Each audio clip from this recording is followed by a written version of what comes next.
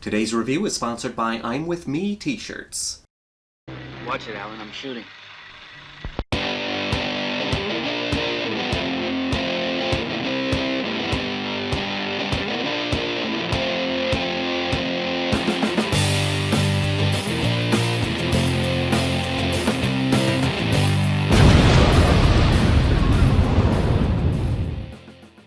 The Hills Have Eyes.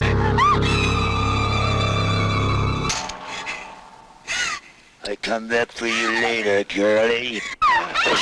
The late, great Wes Craven is without question a legend in the horror genre, giving us one of the most popular slasher movies of the 1990s and creating Freddy Krueger, one of the most popular icons in horror. This is God.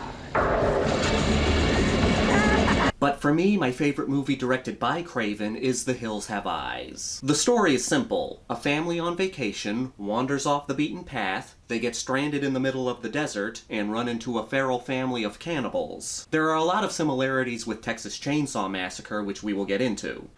Your dog made sport of my blood, you pig. I'm gonna kill your kids for that. I love the dynamic of this movie. You have this white-bread, well-to-do family up against this family of desert dwellers. When worlds collide, things get deadly. Being a fan of exploitation cinema, folks ask me to recommend movies that best represent the Grindhouse. Two good choices are Texas Chainsaw Massacre and The Hills Have Eyes. The movies go very well together. They'd make for a good double feature. Not only do both movies involve people getting stranded and having to deal with cannibals, but they also have a randomness to the situation. Both movies involve people being in the wrong place at the wrong time. Pretty.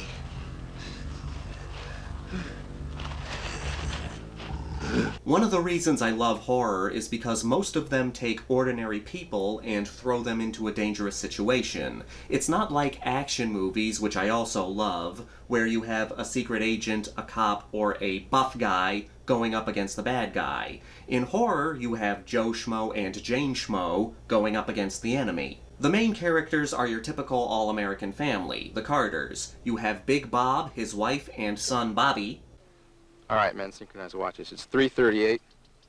If you're not back by midnight, we'll have to board the submarine without you. His two daughters, one of which is Lynn, played by Scream Queen Dee Wallace in her breakout role.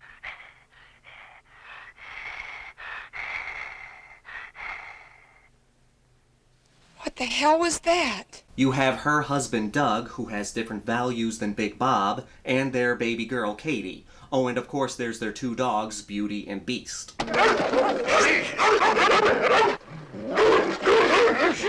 Don't you mind them, they just want to play. Fans of this movie know that Wes Craven was heavily inspired by the Shawnee Bean family. It's unknown how much of this story is true or legend, but Shawnee Bean was the leader of this clan of cannibals in Scotland during the 16th century. He and his family would capture people and then eat them. When they were eventually captured, the townsfolk committed a brutal execution where they were hanged, drawn, and quartered. Wes Craven was less fascinated by the cannibal family and more about how civilized society executed them so violently. From now on, I'm going to be getting into some spoilers, so spoiler alert, if you have not watched The Hills Have Eyes, go watch it right now. I'll be here when you get back. I can wait. All set? Okay, here we go. The Hills Have Eyes explores how civilized people can become violent when you take away all the comforts that keep them grounded and put them up against some kind of enemy. The Carter family slowly has everything taken away from them. Their trailer breaks down, their supplies are stolen, some of them are killed off, the baby is stolen. The movie asks, what would you do if you had nothing but yourself in a dangerous situation where you were up against some unforgiving force? In this case, it's the cannibal family.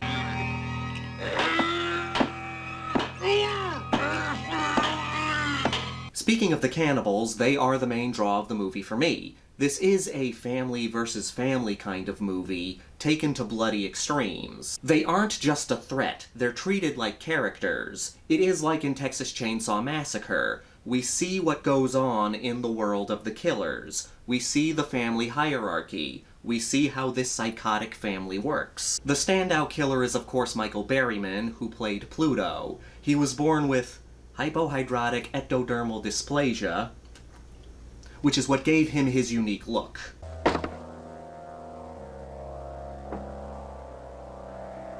I've never had the honor of meeting him, but I've heard from people who have that he's a very nice and very intelligent guy. Here, he plays a fucked up savage. Then there's Mars, who's the most ruthless of the two brothers. There is the lookout Mercury, but he ain't in the movie too long.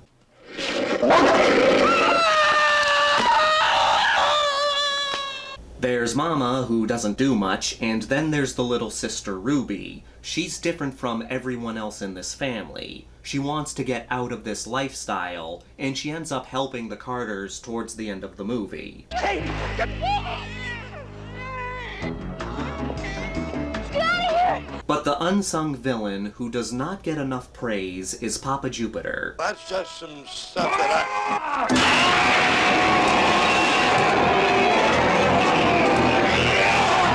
He's the leader of the clan, the father you respect and fear. He has a commanding presence whenever he's on screen. My favorite scene takes place after the attack on the trailer. The cannibal family is sitting around the fire and eating Big Bob. Papa Jupiter is gnawing on the arm of now dead Bob and talking to his severed head. I'll eat the heart of your stinking memory. I'll eat the brains of your kids' kids. I'm in. You're out. Mars. There's an over-the-top campiness to the monologue, but Papa Jupiter makes it work. Good horror movies add little details to scary scenes that can make them even scarier. You don't pay much attention to them at first, but when you notice them, it can make the moment even more disturbing. In this case, it's a hunk of meat hanging from Papa Jupiter's mouth. It's getting light out. Let's get started. He's chewing with his mouth open, so you can't help but focus on it. And then it clicks in your brain, that's human meat hanging from his mouth. And you get that gulp feeling in the back of your throat. Hills Have Eyes is notorious for its violence. It's pretty tame by today's standards. Hell, it's not even that graphic. There's nothing gratuitous about it, it's just violence. Realistic violence in its purest form.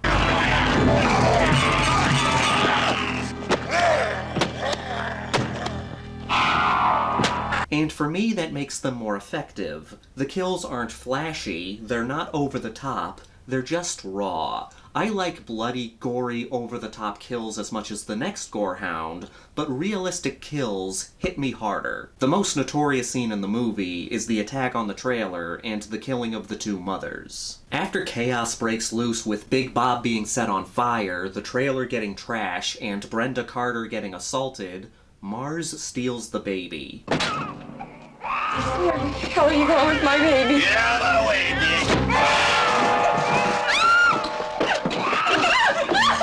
It's a punch-in-the-gut scene. She fights like hell for that baby, and her mother comes in to try to fight off the cannibals, only for this to happen.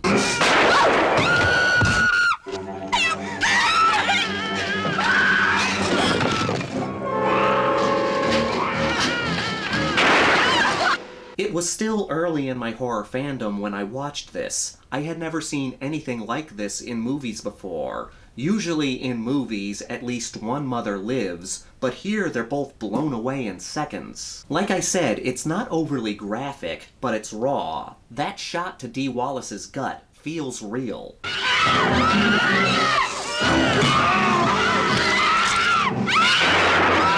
Not only that, but they steal the baby. That may not seem like a big deal for movies nowadays, there have been a lot worse, but back in 1977, audiences must have been having a heart attack.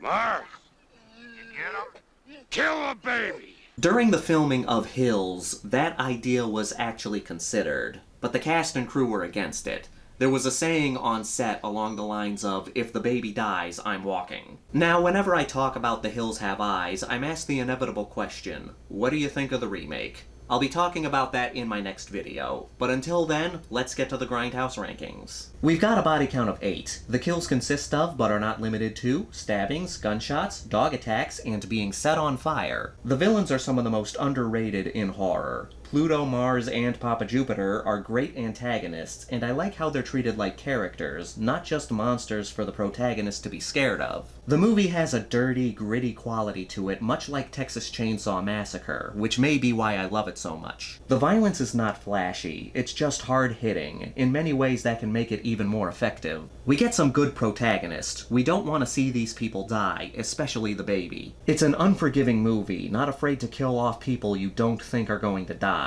And the ending is very effective. For me, The Hills Have Eyes is a 5 out of 5. It's one of my favorite horror movies, and it makes for a good double feature with Texas Chainsaw Massacre, which I also love. As always, I want to thank all of you for watching and supporting my channel. If you're new here, please subscribe and give this video a thumbs up if you like what I do here, or give it a thumbs down if you don't like what I do here. Leave a comment down below. Who are some of your favorite crazy families in horror? This is the Maniac, here to remind you that the Grindhouse will never die.